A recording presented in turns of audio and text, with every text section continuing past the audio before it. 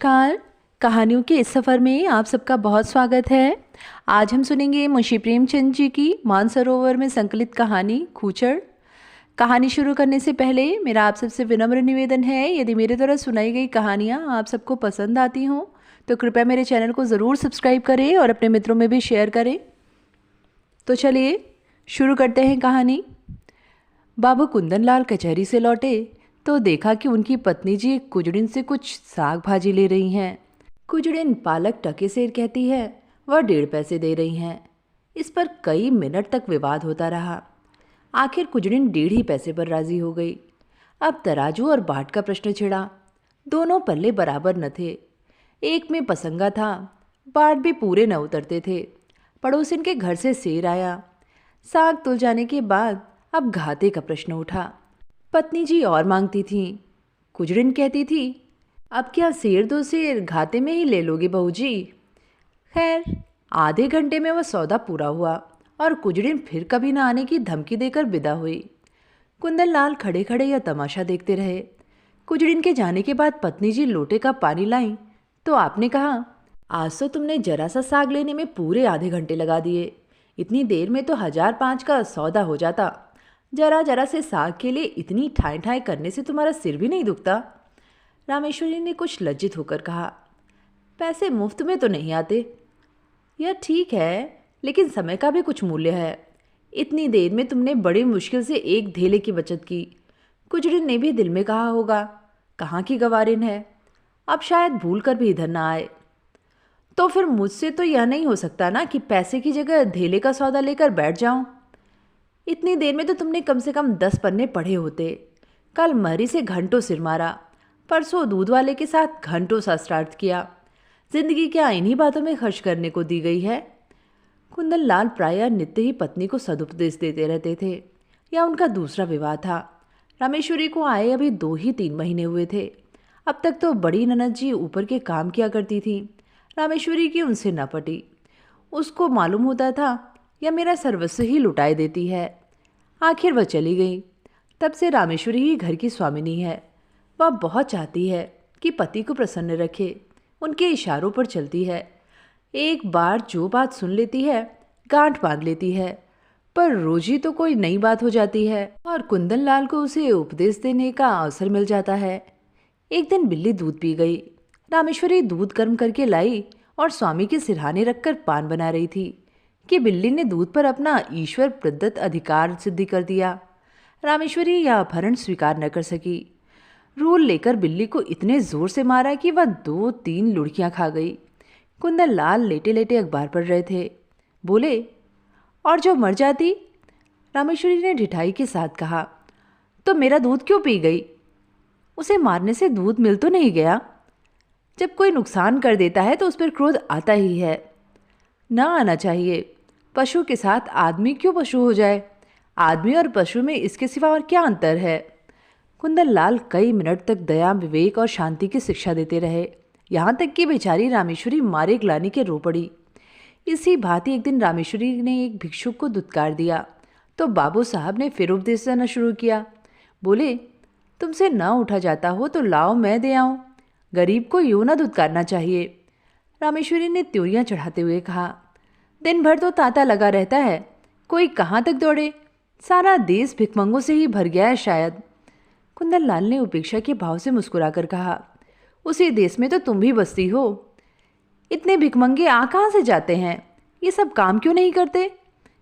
कोई आदमी इतना नीच नहीं होता जो काम मिलने पर भीख मांगे।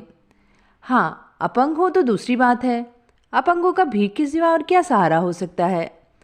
सरकार इनके लिए अनाथालय क्यों नहीं खुलवाती? जब स्वराज हो जाएगा तब शायद खुल जाए। अभी तो कोई आशा नहीं है, मगर स्वराज भी धर्म ही से आएगा। लाखों साधु सन्यासी पंडे पुजारी मुफ्त का माल उड़ाते हैं। क्या इतना धर्म काफ़ी नहीं है? अगर इस धर्म में से स्वराज मिलता तो कब का मिल चुका होता। इसी धर्म का प्रसाद है कि हिंदू जाति अभी तक जीवित है, नहीं कब की रसातल पहुंच चुकी होती। रोम, यूनान, ईरान, सीरिया, किसी का अब नामो निशान भी नहीं है। यह हिंदू जाति है जो अभी तक समय के क्रूर आघातों का सामना करती चली आती है। आप समझते होंगे हिंदू जाति जीवित है, मैं तो उसे उसी दिन मरा हुआ समझती हूँ जिस दिन से वह अधीन हो गई। जीवन स्वाधीनता का नाम है, गुलामी तो मौत है। कुंदन लाल ने युवती को चकित नेत्रों से देखा। ऐसे विद्रोही विचार उसमें कहाँ से आ गए? देखने में तो वह बिल्कुल भोली थी। समझे कहीं सुन सुना लिया होगा। कठोर होकर बोले, क्या व्यर्थ का विवाद करती हो? लजाती तो नहीं, ऊपर से और बकबक करती हो। रामेश्वरी यह फटकार पाकर चुप हो गई।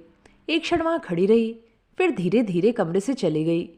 एक दिन कुंदन लाल ने कई मित्रों की दावत की। रामेश्वरी सवेरे से रसोई में घुसी तो शाम तक सिर न उठा सकी। उसे यह बेगार बुरी मालूम हो रही थी। अगर दोस्तों की दावत करनी थी तो खाना बनवाने का कोई प्रबंध क्यों नहीं किया? सारा बोझ उसी के सिर क्यों डाल दिया? उसे एक बार पूछ तो लिया होता कि दावत करूं या ना करूं। होता तब भी यही जो अब हो रहा है। वह दावत के प्रस्ताव का बड़ी खुशी से अनुमोदन करती। तब वह समझती दावत मैं कर रही हूँ, अब वह समझ रही है मुझसे बेकार ली जा रही है। खैर, भोजन तैयार हुआ। लोगों ने भोजन किया और चले गए, मगर मुंशी जी मुंह फुलाए बैठे हुए थे। रामेश्वरी ने कहा, तुम क्यों नहीं खा लेते? क्या अभी सवेरा है? बाबू साहब ने आंखें फाड़कर कहा, क्या खा लूं? या खाना है या बैलों की सानी? रामेश्वरी के सिर से पांव तक आग लग गई। सारा दिन चूल्हे के सामने जली। उसका यह पुरस्कार। बोली, मुझसे जैसा हो सका बनाया। जो बात अपने बस की नहीं है उसके लिए क्या करती? पूड़ियाँ सब सेवर हैं। होंगी। कचौड़ी में इतना नमक था किसी ने छुआ तक नहीं। होगा। हलवा अच्छी तरह भुना नहीं, कचाई आ रही थी। आती होगी। शोरबा इतना पतला था जैसे चाय। होगा। स्त्री का पहला धर्म यह है कि वह रसोई के काम में चतुर हो। फिर उपदेशों का तार बंधा, यहाँ तक कि रामेश्वरी ऊबकर चली गई। 5-6 महीने गुजर गए। एक दिन कुंदन लाल के एक दूर के संबंधी उनसे मिलने आए। रामेश्वरी को जो ही उनकी खबर मिली, जलपान के लिए मिठाई भेजी और महरी से कला भेजा, आज यहीं भोजन कीजिएगा। वह महाशय फूले न समाये, बोरियां बदना लेकर बैठ गए और डेरा डाल दिया। 1 हफ्ता गुजर गया। आप टलने का नाम भी नहीं लेते। आओ भगत में कोई कमी होती तो शायद उन्हें कुछ चिंता होती, पर रामेश्वरी उनके सेवा सत्कार में जी जान से लगी हुई थी। फिर वह भला क्यों टलने लगे? एक दिन कुंदन लाल ने कहा, तुमने यह बुरा रोग पाला? रामेश्वरी ने चौंक कर पूछा, कैसा रोग? इन्हें टहला क्यों नहीं देती? मेरा क्या बिगाड़ रहे हैं? कम से कम रोज की 10 की चपत दे रहे हैं, और अगर यही खातिरदारी रही तो शायद जीते जी टलेंगे भी नहीं। मुझसे तो यह नहीं हो सकता कि कोई 2-4 दिन के लिए आ जाए तो उसके सिर हो जाऊं। जब तक इनकी इच्छा हो रहे। ऐसे मुफ्तखोरों का सत्कार करना पाप है। अगर तुमने इतना सिर न चढ़ाया होता तो अब तक लंबा हुआ होता। जब दिन में 3 बार भोजन और 50 बार पान मिलता है तो उसे कुत्ते ने काटा है जो अपने घर जाए। रोटी का चोर बनना तो अच्छा नहीं। कुपात्र और सुपात्र का विचार तो कर लेना चाहिए। ऐसे आलसियों को खिलाना पिलाना वास्तव में उन्हें जहर देना है। जहर से तो केवल प्राण निकल जाते हैं। यह खातिरदारी तो आत्मा का सर्वनाश कर देती है। अगर यह हजरत महीने भर भी यहाँ रह गए तो फिर जिंदगी भर के लिए बेकार हो जाएंगे। फिर इनसे कुछ ना होगा और इसका सारा दोष तुम्हारे सिर होगा। तर्क का तांता बंध गया। प्रमाणों की झड़ी लग गई। रामेश्वरी खिसियाकर चली गई। कुंदन लाल उससे कभी संतुष्ट भी हो सकते हैं। उनके उपदेशों की वर्षा कभी बंद भी हो सकती है। यह प्रश्न उसके मन में बार बार उठने लगा। एक दिन देहात से भैंस का ताज़ा घी आया। इधर महीनों से बाजार का घी खाते खाते नाक में दम हो रहा था। रामेश्वरी ने उसे खौलाया, उसमें लौंग डाली और कड़ाह से निकालकर एक मटकी में रख दिया। उसकी सौंधी सौंधी सुगंध से सारा घर महक रहा था।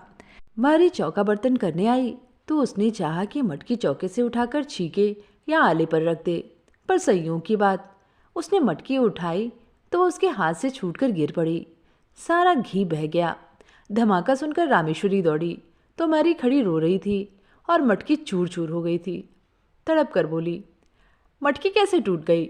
मैं तेरी तरफ से काट लूँगी। राम राम, सारा घी मिट्टी में मिला दिया। तेरी आंखें फूट गई थी क्या?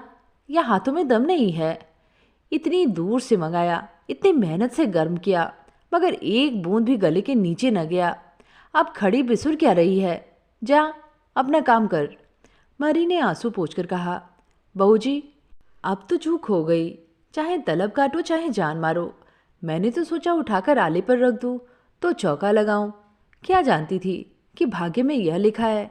न जाने किसका मुंह देखकर उठी थी। रामेश्वरी, मैं कुछ नहीं जानती। सब रुपए तेरी तलब से वसूल कर लूँगी। 1 रुपया जुर्माना न किया तो कहना।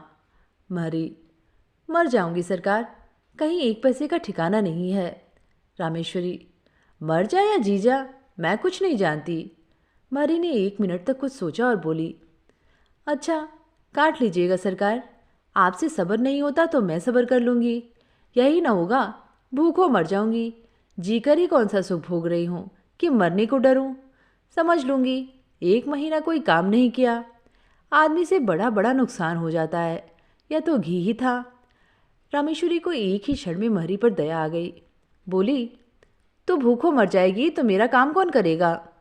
महरी, काम कराना होगा तो खिलाइएगा, न काम कराना होगा भूखों मारिएगा। आज से आकर आप ही के द्वार पर सोया करूँगी। रामेश्वरी, सच कहती हूँ आज तूने बड़ा नुकसान कर डाला। महरी, मैं तो आप ही पछता रही हूँ सरकार।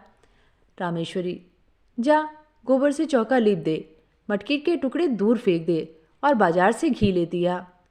महरी ने खुश होकर चौका गोबर से लीपा और मटकी के टुकड़े बटोर रही थी कि कुंदनलाल आ गए और हांडी टूटी देखकर बोले, यह हांडी कैसे टूट गई। रामेश्वरी ने कहा, महरी उठाकर ऊपर रख रही थी, उसके हाथ से छूट पड़ी।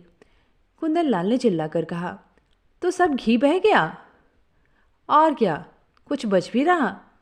तुमने महरी से कुछ नहीं कहा। क्या कहती, उसने जानबूझकर तो गिरा नहीं दिया। यह नुकसान कौन उठाएगा। हम उठाएंगे, और कौन उठाएगा। अगर मेरे ही हाथ से छूट पड़ती तो क्या हाथ काट लेती। कुंदनलाल ने होठ चबाकर कहा, तुम्हारी कोई बात मेरी समझ में नहीं आती। जिसने नुकसान किया है उसे वसूल होना चाहिए, यही ईश्वरीय न्याय है। आँख की जगह आँख, प्राण के बदले प्राण, यह ईसा मसीह जैसे दयालु पुरुष का कथन है। अगर दंड का विधान संसार से उठ जाए तो यहाँ रहे कौन। सारी पृथ्वी रक्त से लाल हो जाए, हत्यारे दिन दहाड़े लोगों का गला काटने लगे। दंड ही से समाज की मर्यादा कायम है। जिस दिन दंड न रहेगा संसार न रहेगा। मनु आदि स्मृतिकार बेवकूफ़ नहीं थे कि दंड न्याय को इतना महत्व दे गए। और किसी विचार से नहीं तो मर्यादा की रक्षा के लिए दंड अवश्य देना चाहिए। ये रुपए महरी को देने पड़ेंगे, उसकी मजदूरी काटनी पड़ेगी। नहीं तो आज उसने घी का घड़ा लुटका दिया है, कल कोई और नुकसान कर देगी। रामेश्वरी ने डरते डरते कहा, मैंने तो उसे माफ़ कर दिया है। कुंदनलाल ने आंखें निकालकर कहा, लेकिन मैं नहीं क्षमा कर सकता। महरी द्वार पर खड़ी यह विवाद सुन रही थी। जब उसने देखा कि कुंदनलाल का क्रोध बढ़ता जाता है और मेरे कारण रामेश्वरी को घुड़कियाँ सुननी पड़ रही हैं, तो वह सामने जाकर बोली, बाबूजी, अब तो कसूर हो गया है, अब सब रुपए मेरी तलब से काट लीजिए। रुपए नहीं है, नहीं तो अभी लाकर आपके हाथ पर रख देती। रामेश्वरी ने उसे घुड़क कर कहा, जा भाग यहाँ से, तू क्या करने आई है, बड़ी रुपए वाली बनी है। कुंदनलाल ने पत्नी की ओर कठोर नेत्रों से देखकर कहा, तुम क्यों उसकी वकालत कर रही हो। यह मोटी सी बात है और इसे एक बच्चा भी समझता है कि जो नुकसान करता है उसका दंड उसे भोगना पड़ता है। मैं क्यों 5 रुपए का नुकसान उठाऊं बेवजह। क्यों नहीं इसने मटके को संभाल कर पकड़ा, क्यों इतनी जल्दीबाजी की, क्यों तुम्हें बुलाकर मदद नहीं ली। यह साफ इसकी लापरवाही है। यह कहते हुए कुंदनलाल बाहर चले गए। रामेश्वरी इस अपमान से आहत हो उठी। डांटना ही था तो कमरे में बुलाकर एकांत में डांटते। महरी के सामने उसे रुई की तरह धुन डाला। उसकी समझ में नहीं आता था ये किस स्वभाव के आदमी हैं। आज एक बात कहते हैं, कल उसी को काटते हैं जैसे कोई झक्की आदमी हो। कहाँ तो दया और उदारता के अवतार बनते थे, कहाँ आज 5 रुपए के लिए प्राण देने लगे। बड़ा मजा आ जाए, कल महरी बैठ रहे, कभी तो इनके मुख से प्रसन्नता का एक शब्द निकला होता। अब मुझे भी अपना स्वभाव बदलना पड़ेगा। यह सब मेरे सीधे होने का फल है। जो जो मैं तरह देती हूँ आप जामे से बाहर होते हैं। इसका इलाज यही है कि एक कहे तो 2 सुनाऊं। आखिर कब तक और कहाँ तक सहूं।